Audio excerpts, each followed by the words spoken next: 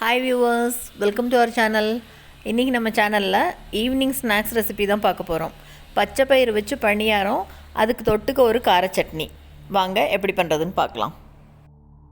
இதுக்கு 1 கப் அளவு பச்சை பயிறு எடுத்து நல்லா வாஷ் பண்ணிவிட்டு ஒரு 6 மணி நேரம் நல்லா ஊற வச்சிடலாம்.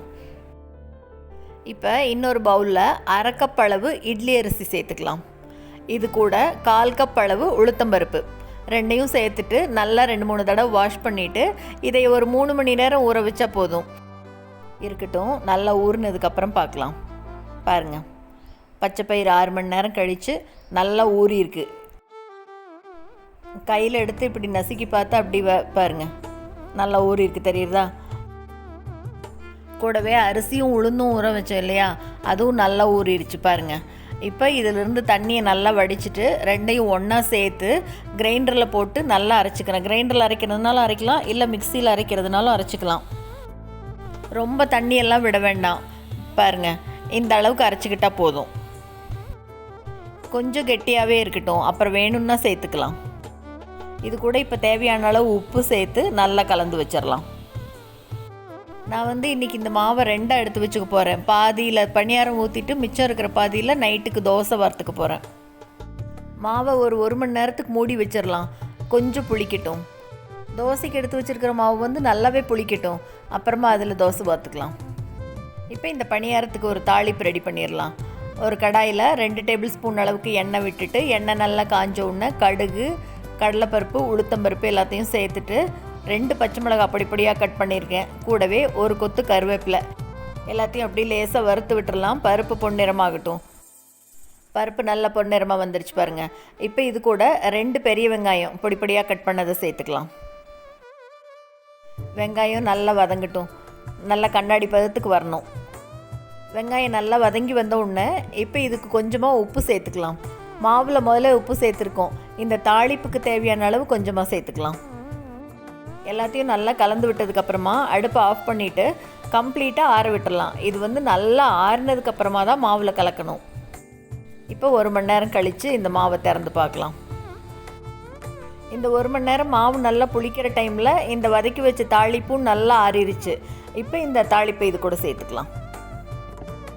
வெங்காயம் வதக்கினதை சூடாக சேர்த்தினா நல்லா இருக்காது, நல்லா ஆற விட்டுட்டு சேர்த்திக்கணும். இப்போ எல்லாத்தையும் நல்லா அப்படியே கலந்து விட்டுறலாம் ஒரு தடவை. இப்போ பணியாரத்துக்கு மாவு ரெடி ஆயிடுச்சு. இந்த பக்கம் அடுப்பில் பணியார கல் போட்டு எண்ணெய் ஊற்றி வச்சுருக்கேன். நல்லா காஞ்ச உடனே ஒரு குழியிலையாக எடுத்து அப்படியே ஊற்றிடலாம். எப்போவுமே இட்லி மாவில் ஊற்றுறதுக்கு பதிலாக இந்த மாதிரி ஒரு தடவை வித்தியாசமாக பச்சை பயிறு போட்டு பணியாரம் வார்த்து பார்க்கலாம். மிச்சம் இருக்கிற மாவில் அப்படி தோசையும் ஊற்றிக்கலாம், ஒன்றும் வேஸ்ட் ஆகாது. மூடி வச்சுட்டு ஒரு 2 நிமிஷம் கழித்து திறந்து பார்க்கலாம். அப்படி ஒன்றுன்னா எல்லாத்தையும் இன்னொரு பக்கத்துக்கு திருப்பி விடலாம். 2 பக்கம் நல்லா வெந்து வரட்டும். அப்படியே பாருங்கள், 2 பக்கம் நல்லா வெந்துருச்சு. அப்படியே எடுக்க வேண்டியது, அவ்வளோதாங்க. நல்லா சூப்பராக ஹெல்த்தியான ப்ரோட்டீன் ரிச் பணியாரம் அருமையாக ரெடி ஆயிடுச்சு. இது கூட கார சட்னி வச்சு சாப்பிட்டா சூப்பராக இருக்கும். இந்த கார சட்னி எப்படி பண்ணுறதுன்னு பார்க்கலாம் வாங்க. ஒரு வாணலியில் 1 டேபிள் ஸ்பூன் அளவுக்கு எண்ணெய் சேர்த்துக்கலாம். எண்ணெய் நல்லா காஞ்ச உடனே ஒரு சின்ன துண்டு இஞ்சியை பாருங்கள் இந்த மாதிரி கட் பண்ணி வச்சுருக்கேன், அதையும் சேர்த்துக்கலாம். இஞ்சி நல்லா பொரிஞ்சு வரட்டும். இந்த சட்னியில் இஞ்சி போட்டு அரைக்கிறதுனால காரசாரமாக நல்லா சூப்பர் டேஸ்ட்டாக இருக்கும். போதும், இஞ்சி நல்லா பொரிஞ்சிருச்சு பாருங்கள். இந்த அளவுக்கு பொரிஞ்சு வந்தோடனே இப்போ இதை எடுத்து ஒரு பக்கம் வச்சிடலாம், இருக்கட்டும். இப்போ அதே எண்ணெயில் 2 பெரிய வெங்காயம் இந்த மாதிரி பெருசாக கட் பண்ணி சேர்த்துக்கலாம். வெங்காயத்தை அப்படி வதக்கி விடலாம். வெங்காயம் பாதி அளவு வதங்கினோடனே இப்போ இது கூட காரத்துக்கு காஞ்ச மிளகாய் சேர்த்துக்கலாம்.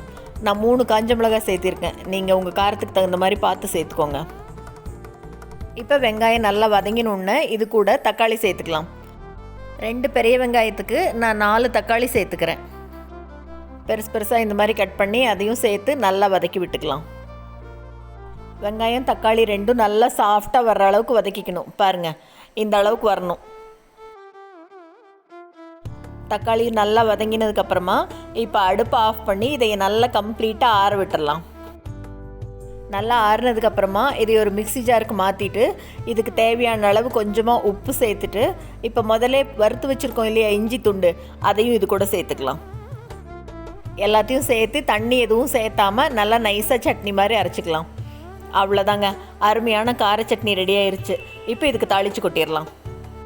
ஒரு கரண்டியில் 1 ஸ்பூன் எண்ணெய் விட்டுருக்கேன். எண்ணெய் நல்லா காஞ்ச உடனே கடுகு சேர்த்துட்டு கூடவே உளுத்தம்பருப்பு சேர்த்துக்கலாம்.